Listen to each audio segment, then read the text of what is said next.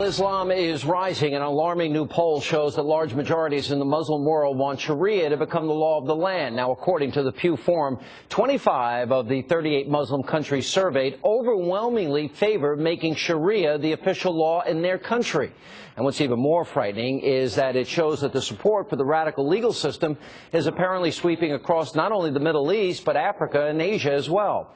This survey, in fact, proves my prediction that it's only a matter of time before the Sharia law hits the shores of America or a push to move it in that direction. Here with reaction, radio, TV, talk show host, Sean Compton's production, Billy Cunningham, and from the America Together Foundation, the one and only Michael Ghouse. Michael Ghouse, I read the poll, Michael. You keep telling me, oh, no, small minority, small minority. Michael, there's nothing small in these numbers.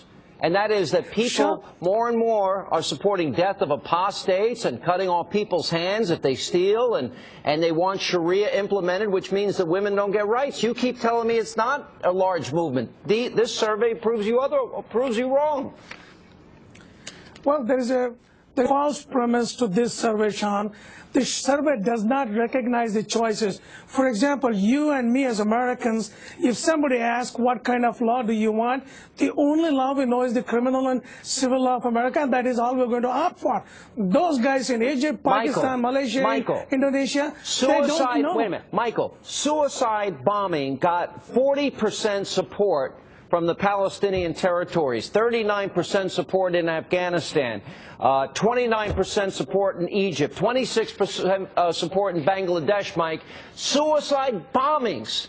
So that means, I keep saying we're living through the age of the rise of radical Islamists. You keep telling me I'm wrong. This survey proves I'm right and you're wrong.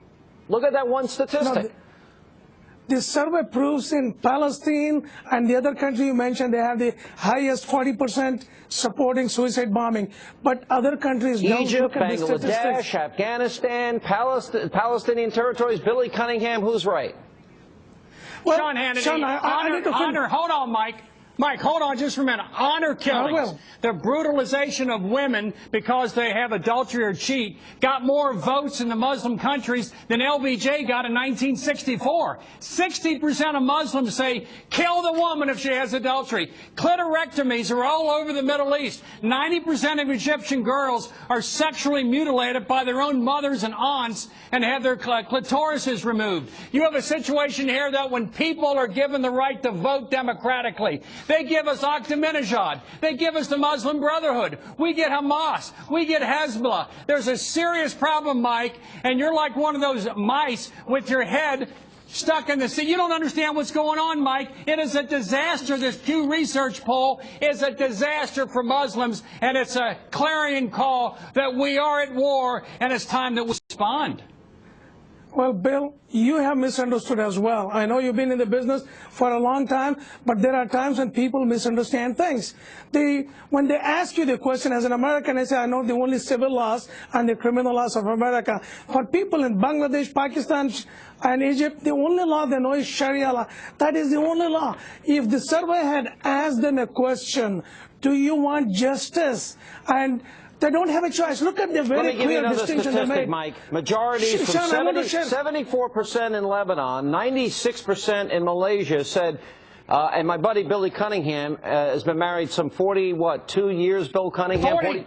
What? 44 years. 44. Okay. You tell that wonderful wife of yours, Penny, who I know and is a good friend, 96% of Malaysia say wives should always obey their husbands. Look at how Sharia treats women in Iran and in Saudi Arabia and other countries. They have to wear headscarves. They can't drive cars. They can't go to school under the Taliban or work. They can't be seen in public with men they're not related to, Billy Cunningham. Seems pretty oppressive to women. One other thing. Sean, just a minute. Hold on, Mike, let me make one more point. Bill, you're not letting me speak. Little girls are sexually mutilated all over the Middle East. Sexual mutilations take place of girls. Honor killings take place. Girls have acid thrown in their face. Their mothers and aunts stone them to death if they look at another man. Women in Saudi Arabia can't go in public unless you're with a man. The fact of the matter is women are brutalized by Islam and you're not admitting to it. 4 male eyewitnesses for rape in many of these countries under Sharia. There are flaws in Sharia. Little girls are sold. Bill, there are flaws in Sharia law, as I have said, but that is the only law they know. There is clitorectomy is more than a flaw. Well, Bill, let me talk about this statistics. Not a flaw. Bill, well, we that got is not an Islamic here, Mike. thing. You're a good man. That is not an Islamic thing, Bill. Let me tell you about the statistics that you missed out. 30% of people like in Bosnia, Kosovo, Turkey, Indonesia, they don't want Sharia law. About 5 to 6%.